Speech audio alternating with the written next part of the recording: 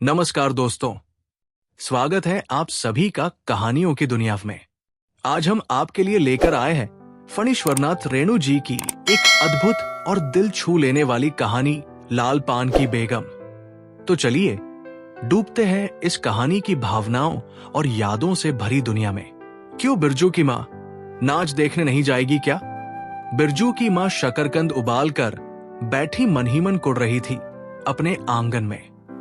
7 साल का लड़का बिरजू शकरकंद के बदले तमाचे खाकर आंगन में लोट-पोट कर सारी देह में मिट्टी मल रहा था। चंपिया के सिर भी चुड़ैल मंडरा रही है। आधे आंगन धूप रहते जो गई है सहुआइन की दुकान छोवागुड़ लाने। सो अभी तक नहीं लौटी, दिया बाती की बेला हो गई। आए आज लौट के जरा। बागड़ बकरे की देह में कुकुर माछी लगी थी, इसलिए बेचारा बागड़ रह रह कर कूदफात कर रहा था। बिरजू की मां बागड़ पर मन का गुस्सा उतारने का बहाना ढूंढकर निकाल चुकी थी। पिछवाड़े की मिर्च की फूली गाछ, बागड़ के सिवा और किसने कलेवा किया होगा। बागड़ को मारने के लिए वो मिट्टी का छोटा ढेला उठा चुकी थी कि पड़ोसिन मखनी फुआ की पुकार सुनाई पड़ी। क्यों बिरजू की मां नाच देखने नहीं जाएगी क्या? बिरजू की मां के आगे नाथ और पीछे पगहिया न हो तब ना फुआ। गर्म गुस्से में बुझी नुकीली बात फुआ की देह में धंस गई और बिरजू की मां ने हाथ के ढेले को पास ही फेंक दिया। बेचारे बागड़ को कुकुरमाछी परेशान कर रही है। आहा, आए आए, हर्रर, आए आए। बिरजू ने लेटे लेटे बागड़ को एक डंडा लगा दिया। बिरजू की मां की इच्छा हुई कि जाकर उसी डंडे से बिरजू का भूत भगा दे, किंतु नीम के पास खड़ी पनभरनियों की खिलखिलाहट सुनकर रुक गई। बोली, ठहर, तेरे बप्पा ने बड़ा हथ छुट्टा बना दिया है तुझे। बड़ा हाथ चलता है लोगों पर। ठहर। मखनी फुआ नीम के पास झुकी कमर से घड़ा उतारकर पानी भरकर लौटती पनभरनियों में बिरजू की मां की बहकी हुई बात का इंसाफ करा रही थी। जरा देखो तो इस बिरजू की मां को। 4 मन पाठ जूठ का पैसा क्या हुआ है, धरती पर पाव ही नहीं पड़ते। निसाफ करो। खुद अपने मुंह से 8 दिन पहले से ही गांव की गलीगली में बोलती फिरी है। हाँ, इस बार बिरजू के बप्पा ने कहा है बैलगाड़ी पर बिठाकर बलरामपुर का नाच दिखा लाऊंगा। बैल अब अपने घर है तो 1000 गाड़ी मंगनी मिल जाएंगी। सो मैंने अभी टोक दिया। नाच देखने वाली सब तो ऑन पॉन कर तैयार हो रही है, रसोई पानी कर रहे हैं। मेरे मुंह में आग लगे, क्यों मैं टोकने गई। सुनती हो क्या जवाब दिया बिरजू की मां ने? मखनी फुआ ने अपने पोपले मुंह के होठों को एक और मोड़कर ऐटती हुई बोली निकाली। अरे हां, बिरजू की मैं, या के आगे नाथ और पीछे पगहिया ना हो तब ना। जंगी की पुतोहू बिरजू की मां से नहीं डरती। वो जरा गला खोल कर ही कहती है, फुआ, सर्वे सित्तर मिटी सर्वे सेटलमेंट के हाकिम के बासा पर फूलछाप किनारी वाली साड़ी पहन के तू भी भंटा की भेंटी चढ़ाती तो तुम्हारे नाम से भी 2-3 बीघा धनहर जमीन का पर्चा कट जाता। फिर तुम्हारे घर भी आज 10 मन सोनाबंग पाठ होता, जोड़ा बैल खरीदता। फिर आगे नाथ और पीछे सैकड़ों पगहिया झूलती। जंगी की पुतोहू मुहजोर है, रेलवे स्टेशन के पास की लड़की है। 3 ही महीने हुए गौने की नई बहू होकर आई है और सारे कुरमा टोली की सभी झगड़ालू सासों से एकाध मोर्चा ले चुकी है। उसका ससुर जंगी दाती चोर है, सीड़ किलासी है। उसका खसम रंगी कुरमा टोली का नामी लठैत। इसीलिए हमेशा सिंह घुमाती फिरती है जंगी की पुतोहू। बिरजू की मां के आंगन में जंगी की पुतोहू की गलाखोल बोली गुलेल की गोलियों की तरह दंदनाती हुई आई थी। बिरजू की मां ने एक तीखा जवाब खोज कर निकाला, लेकिन मन मसोस कर रह गई। गोबर की ढेरी में कौन ढेला फेंके। जीभ के झाल को गले में उतार कर बिरजू की मां ने अपनी बेटी चंपिया को आवाज दी। अरे चंपिया आया, आज लौटे तो तेरी मूड़ी मरोड़ कर चूल्हे में झोंकती हूं। दिन दिन बेचाल होती जाती है। गांव में तो अब थिएटर बैस्कोप का गीत गाने वाली पतुरिया पुतो सब आने लगी है। कहीं बैठ के बाजे न मुरलिया सीख रही होगी हर जाई। अरे चंपिया आया। जंगी की पुतों ने बिरजू की मां की बोली का स्वाद लेकर कमर पर घड़े को संभाला और मटक कर बोली, चल दे दिया, चल, इस मोहल्ले में लाल पान की बेगम बसती है, नहीं जानती दोपहर दिन और चौपहरात बिजली की बत्ती भक भक कर जलती है। भक भक बिजली बत्ती की बात सुनकर न जाने क्यों सभी खिलखिलाकर हंस पड़ी। फुआ की टूटी हुई दंत पंक्तियों के बीच से एक मीठी गाली निकली, शैतान की नानी। बिरजू की मां की आंखों पर मानो किसी ने तेज टार्च की रोशनी डालकर चौंधिया दिया। भक भक बिजली बत्ती। 3 साल पहले सर्वे कैंप के बाद गांव की जलन ढाही औरतों ने एक कहानी गढ़ के फैलाई थी। चंपिया की मां के आंगन में रात भर बिजली बत्ती भुक भुकाती थी। चंपिया की मां के आंगन में नाक वाले जूते की छाप घोड़े की टाप की तरह, जलो जलो और जलो। चंपिया की मां के आंगन में चांदी जैसे पाट सूखते देखकर जलने वाली सब औरतें खलिहान पर सोनोली धान के बोझों को देखकर बैंगन का भूरता हो जाएंगी। मिट्टी के बर्तन से टपकते हुए छोवा गुड़ को उंगलियों से चाटती हुई चंपिया आई और मां के तमाचे खाकर चीख पड़ी, मुझे क्यों मारती हैं? सहुआइन जल्दी से सौदा नहीं देती हैं। सहुआइन जल्दी सौदा नहीं देती कि नानी। एक सहुआइन की दुकान पर मोती झरते हैं, जो जड़ गाड़ कर बैठी हुई थी। बोल, गले पर लात देकर कल्ला तोड़ दूंगी हर जाई, जो फिर कभी बाजे न मुरलिया गाते सुना। चाल सीखने जाती है ट्यूशन की छोकरियों से। बिरजू के मां ने चुप होकर अपनी आवाज अंदाजी कि उसकी बात जंगी के झोंपड़े तक साफ साफ पहुंच गई होगी।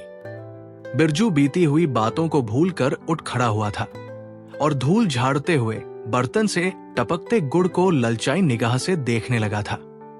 दीदी के साथ वो भी दुकान जाता तो दीदी उसे भी गुड़ चटाती जरूर। वो शकरकंद के लोभ में रहा और मांगने पर मां ने शकरकंद के बदले, ए मैया एक अंगुली गुड़ दे दे। बिरजू ने तलहथी फैलाई, देना मैया, एक रत्ती भर। एक रत्ती क्यों? उठा के बर्तन को फेंक आती हूं पिछवाड़े में, जाके चाटना। नहीं बनेगी मीठी रोटी। मीठी रोटी खाने का मुंह होता है। बिरजू की मां ने उबले शकरकंद का सूप रोती हुई चंपिया के सामने रखते हुए कहा, बैठ के छिलके उतार, नहीं तो अभी। 10 साल की चंपिया जानती है, शकरकंद छीलते समय कम से कम 12 बार मां उसे बाल पकड़कर झकझोरेगी, छोटी छोटी खोट निकाल कर गालियां देगी। पांव फैला के क्यों बैठी है उस तरह, बेलज्जी। चंपिया मां के गुस्से को जानती है। बिरजू ने इस मौके पर थोड़ी सी खुशामद करके देखा, मैया मैं भी बैठकर शकरकंद छीलूं? नहीं। मां ने झिड़की दी, एक शकरकंद छीलेगा और 3 पेट में। जाके सिद्धू की बहू से कहो 1 घंटे के लिए कड़ाही मांग कर ले गई तो फिर लौटाने का नाम नहीं। जा जल्दी। मुंह लटकाकर आंगन से निकलते निकलते बिरजू ने शकरकंद और गुड़ पर निगाहें दौड़ाई। चंपिया ने अपने झबरे केश की ओट से मां की ओर देखा और नजर बचाकर चुपके से बिरजू की ओर एक शकरकंद फेंक दिया। बिरजू भागा। सूरज भगवान डूब गए, दिया बत्ती की बेला हो गई। अभी तक गाड़ी। चंपिया बीच में ही बोल उठी, कोयरी टोले में किसी ने गाड़ी नहीं दी मैया। बप्पा बोले, मां से कहना सब ठीक ठाक करके तैयार रहें, मलदहिया टोली के मियांजान की गाड़ी लाने जा रहा हूं। सुनते ही बिरजू की मां का चेहरा उतर गया। लगा छाते की कमानी उतर गई घोड़े से अचानक। कोयरी टोले में किसी ने गाड़ी मंगनी नहीं दी। तब मिल चुकी गाड़ी। जब अपने गांव के लोगों की आंख में पानी नहीं तो मलदहिया टोली के मियांजान की गाड़ी का क्या भरोसा। न 3 में न 13 में। क्या होगा शकरकंद छीलकर। रख दे उठा के, ये मर्द नाच दिखाएगा। बैलगाड़ी पर चढ़कर नाच दिखाने ले जाएगा। चढ़ चुकी बैलगाड़ी पर, देख चुकी जी भर नाच। पैदल जाने वाली सब पहुंचकर पुरानी हो चुकी होंगी। बिरजू छोटी कड़ाही सिर पर औंधा कर वापस आया। देख दिया, मलेट्री टोपी, इस पर 10 लाठी मारने पर भी कुछ नहीं होता। चंपिया चुपचाप बैठी रही, कुछ बोली नहीं, जरा सी मुस्कुराई भी नहीं। बिरजू ने समझ लिया, मैया का गुस्सा अभी उतरा नहीं है पूरे तौर से। मढ़ैया के अंदर से बागड़ को बाहर भगाती हुई बिरजू की मां बड़बड़ाई, कल ही पंचकौड़ी कसाई के हवाले करती हूं, राकस तुझे हर चीज में मुंह लगाएगा। चंपिया, बांध दे बागर को, खोल दे गले की घंटी, हमेशा टुनुर टुनुर, मुझे जरा नहीं सुहाता है। टुनुर टुनुर सुनते ही बिरजू को सड़क से जाती हुई बैलगाड़ियों की याद हो आई। अभी बबुआन टोले की गाड़ियां नाच देखने जा रही थी। झुनुर झुनुर बैलों की झुमकी, तुमने सो, बेसी बकबक मत करो। बागर के गले से झुमकी खोलती बोली चंपिया, चंपिया डाल दे चूल्हे में पानी, बप्पा आवे तो कहना कि अपने उड़न जहाज पर चढ़कर नाच देख आए। मुझे नाच देखने का शौक नहीं, मुझे जगाइयो मत कोई, मेरा माथा दुख रहा है। मढ़ैया के ओसारे पर बिरजू ने फिसफिसा के पूछा, क्यों दे दिया, नाच में उड़न जहाज भी उड़ेगा? चटाई पर कथरी ओढ़कर बैठती हुई चंपिया ने बिरजू को चुपचाप अपने पास बैठने का इशारा किया। मुफ्त में मार खाएगा बेचारा। बिरजू ने बहन की कथरी में हिस्सा बांटते हुए चुक्की मुक्की लगाई। जाड़े के समय इस तरह घुटने पर ठुड्डी रखकर चुक्की मिक्की लगाना सीख चुका है वो। उसने चंपिया के कान के पास मुंह ले जाकर कहा, हम लोग नाच देखने नहीं जाएंगे, गांव में एक पंछी भी नहीं है, सब चले गए। चंपिया को तिल भर भी भरोसा नहीं। संझा तारा डूब रहा है, बप्पा अभी तक गाड़ी लेकर नहीं लौटे। 1 महीना पहले से ही मैया कहती थी, बलरामपुर के नाच के दिन मीठी रोटी बनेगी, चंपिया छींट की साड़ी पहनेगी, बिरजू पैंट पहनेगा बैलगाड़ी पर चढ़कर।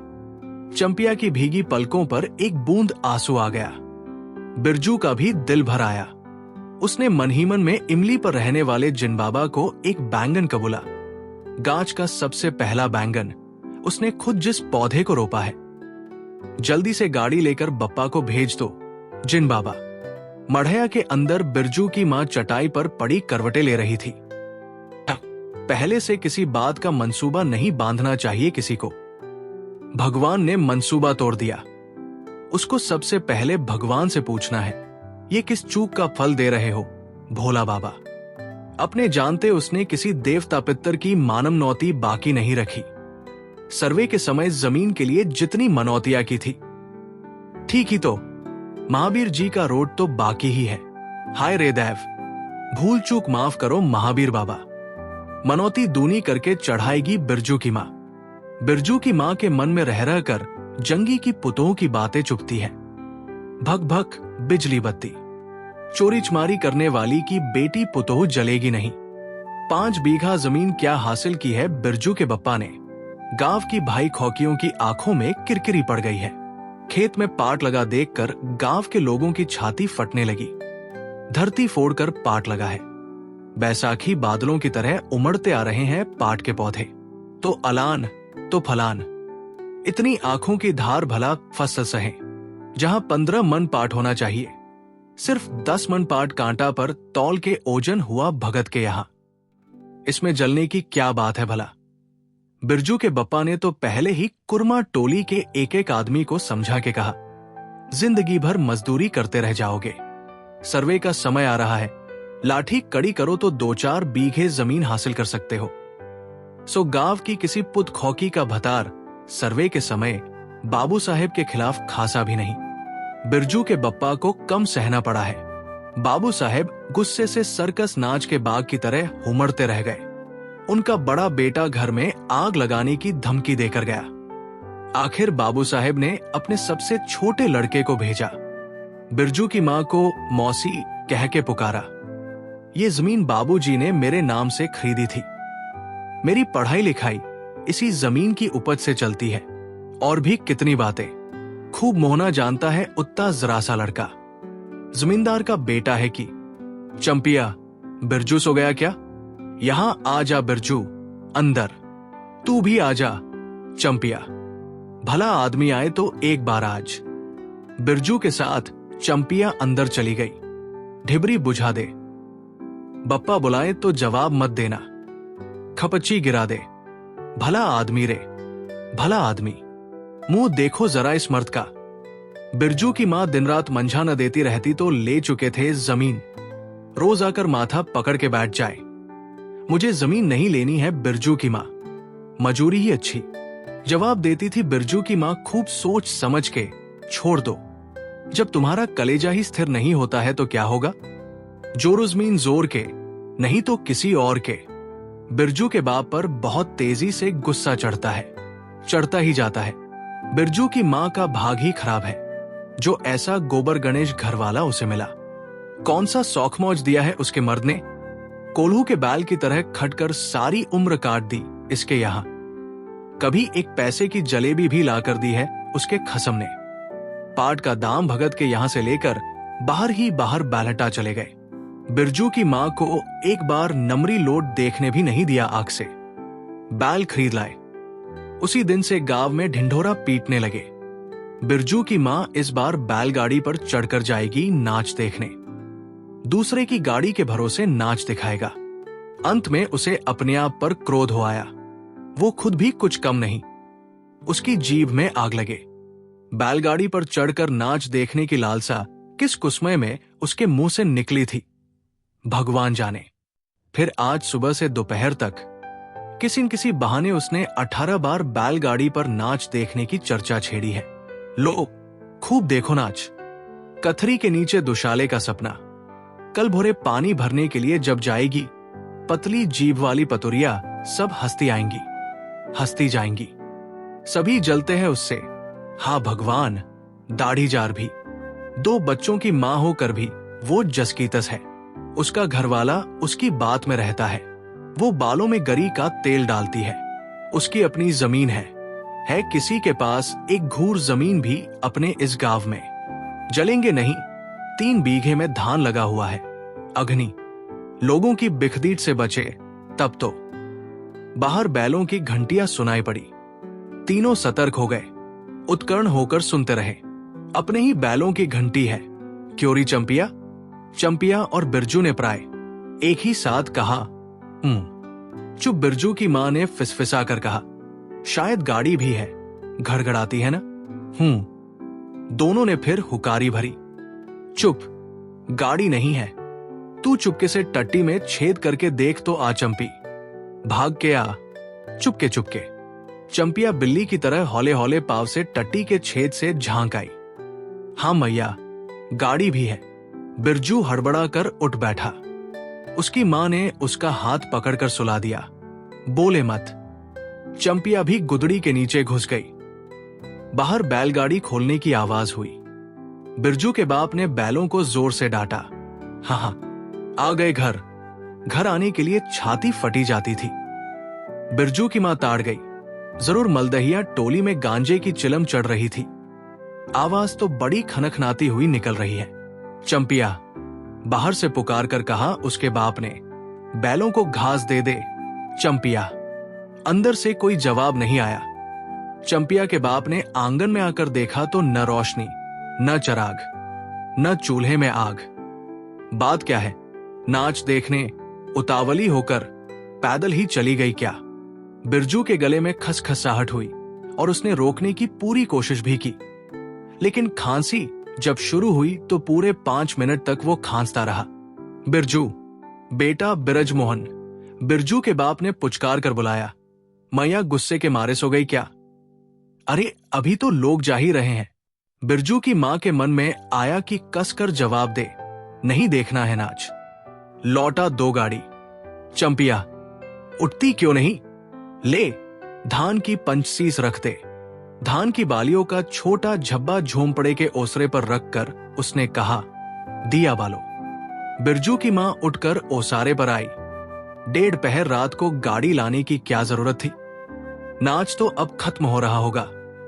ढिबरी की रोशनी में धान की बालियों का रंग देखते ही बिरजू की मां के मन का सब मैल दूर हो गया। धानी रंग उसकी आंखों से उतरकर रोमरों में घुल गया। नाच अभी शुरू भी नहीं हुआ होगा। अभी अभी बलमपुर के बाबू की संपनी गाड़ी मोहनपुर होटल बंगला से हाकिम साहब को लाने गई है। इस साल आखिरी नाच है। पंचसीस टट्टी में खोज दे। अपने खेत का है।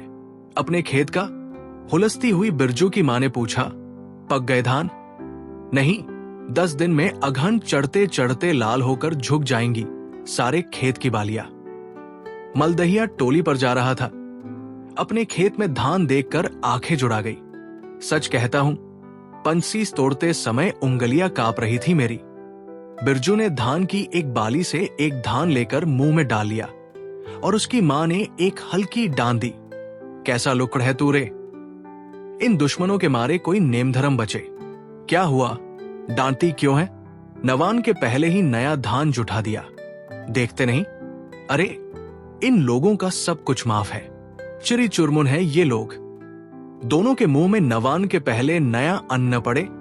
इसके बाद चंपिया ने भी धान की बाली से 2 धान लेकर दांतों तले दबाए।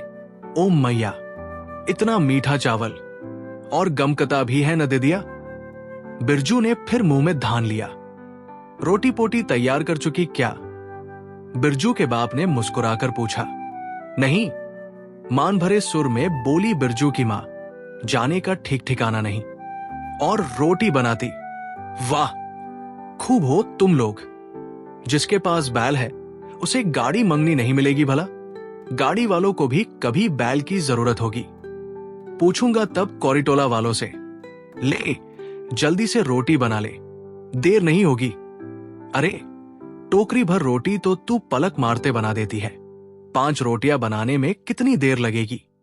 अब बिरजू की मां के होंठों पर मुस्कुराहट खुलकर खिलने लगी। उसने नजर बचाकर देखा। बिरजू का बप्पा उसकी ओर एकटक निहार रहा है। चंपिया और बिरजू न होते तो मन की बात हंसकर खोलने में देर न लगती।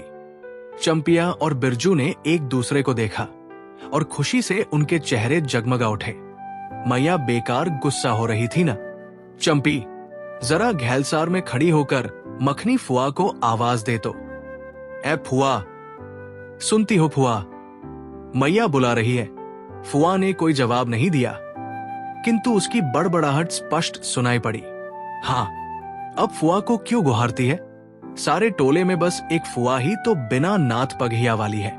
अरे फुआ, बिरजू की मां ने हंसकर जवाब दिया। उस समय बुरा मान गई थी क्या? नाथ पगहिया वाले को आकर देखो। दोपहर रात में गाड़ी लेकर आया है। आ जाओ फुआ, मैं मीठी रोटी पकाना नहीं जानती। फुआ काकती खांसती आई। इसी के घड़ी पहर दिन रहते ही पूछ रही थी कि नाच देखने जाएगी क्या? कहती तो मैं पहले से ही अपनी अंगीठी यहां सुलगा जाती। बिरजू की मां ने फुआ को अंगीठी दिखला दी और कहा, घर में अनाज दाना वगैरह तो कुछ है नहीं। एक बागड़ है और कुछ बर्तन बासन, सो रात भर के लिए यहां तंबाकू रख जाती हूं। अपना हुक्का ले आई हो न फुआ? फुआ को तंबाकू मिल जाए तो रात भर क्या 5 रात बैठकर जाग सकती है। फुआ ने अंधेरे में टटोल कर तंबाकू का अंदाज किया। ओहो, हाथ खोलकर तंबाकू रखा है बिरजू की मां ने, और एक वो है सहुआइन। राम कहो, उस रात को अफीम की गोली की तरह एक मटर भर तंबाकू रखकर चली गई गुलाब बाग मेले और कह गई कि डिब्बी भर तंबाकू है। बिरजू की मां चूल्हा सुलगाने लगी। चंपिया ने शकरकंद को मसल कर गोले बनाए और बिरजू सिर पर कड़ाही औंधा कर अपने बाप को दिखलाने लगा। मलेट्री टोपी, इस पर 10 लाठी मारने पर भी कुछ नहीं होगा। सभी ठठाकर हंस पड़े। बिरजू की मां हंसकर बोली, ताखे पर 3-4 मोटे शकरकंद हैं। दे दे बिरजू को चंपिया, बेचारा शाम से ही। बेचारा मत कहो मैया, खूब सचारा है। अब चंपिया चहकने लगी। तुम क्या जानो, कथरी के नीचे मुंह क्यों चल रहा था बाबू साहब का। ही बिरजू के टूटे दूध के दांतों की फाक से बोली निकली, ब्लैक मार्टिन में 5 शकरकंद खा लिया। हा, सभी फिर ठठाकर हंस पड़े। बिरजू की मां ने फुआ का मन रखने के लिए पूछा, एक कनवा गुड़ है, आधा दो फुआ? फुआ ने गदगद होकर कहा, अरे शकरकंद तो खुद मीठा होता है, उतना क्यों डालेगी? जब तक दोनों बैल दाना घास खाकर एक दूसरे की देह को जीभ से चाटे। बिरजू की मां तैयार हो गई। चंपिया ने छींट की साड़ी पहनी और बिरजू बटन के अभाव में पैंट पर पटसन की डोरी बंधवाने लगा। बिरजू के मां ने आंगन से निकल गांव की ओर कान लगाकर सुनने की चेष्टा की। ओह, इतनी देर तक भला पैदल जाने वाले रुके रहेंगे? पूर्णिमा का चांद सिर पर आ गया है। बिरजू की मां ने असली रुपा का मंगटिक्का पहना है आज, पहली बार। बिरजू के बप्पा को हो क्या गया है, गाड़ी जोतता क्यों नहीं? मुंह की ओर एकटक देख रहा है, मानो नाच की लालपान की। गाड़ी पर बैठते ही बिरजू की मां की देह में एक अजीब गुदगुदी लगने लगी। उसने बांस की बल्ली को पकड़कर कहा, गाड़ी पर अभी बहुत जगह है, जरा दाहिनी सड़क से गाड़ी हाँकना। बैल जब दौड़ने लगे और पहिया जब चूं-चूं करके घरघराने लगा तो बिरजू से नहीं रहा गया। उड़न जहाज की तरह उड़ाओ बप्पा। गाड़ी जंगी के पिछवाड़े पहुंची। बिरजू की मां ने कहा, जरा जंगी से पूछो ना, उसकी पुतोहू नाच देखने चली गई क्या? गाड़ी के रुकते ही जंगी के झोंपड़े से आती हुई रोने की आवाज स्पष्ट हो गई। बिरजू के बप्पा ने पूछा, अरे जंगी भाई, काहे कन्नरोहट हो रहा है आंगन में? जंगी घूर ताप रहा था। बोला, क्या पूछते हो? रंगी बलरामपुर से लौटा नहीं, पुतोहिया नाच देखने कैसे जाए? आसरा देखते देखते उधर गांव की सभी औरतें चली गई। अरे ट्यूशन वाली तो रोती है काहे? बिरजू की मां ने पुकार कर कहा, आजा झट से कपड़ा पहनकर, सारी गाड़ी पड़ी हुई है, बेचारी आजा जल्दी। बगल के झोंपड़े से राधे की बेटी सुनरी ने कहा, काकी गाड़ी में जगह है, मैं भी जाऊंगी। बांस की झाड़ी के उस पार लरेना खवास का घर है, उसकी बहू भी नहीं गई है। गिलट का झुम कीकड़ा पहनकर झमकती आ रही है। आजा, जो बाकी रह गई है सब आ जाए जल्दी। जंगी की पुतोहू, लरेना की बीवी और राधे की बेटी सुनरी तीनों गाड़ी के पास आई। बैल ने पिछला पैर फेंका।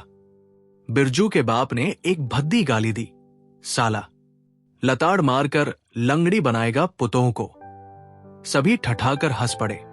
बिरजू के बाप ने घूंघट में झुकी दोनों पुतोहुओं को देखा। उसे अपने खेत की झुकी हुई बालियों की याद आ गई।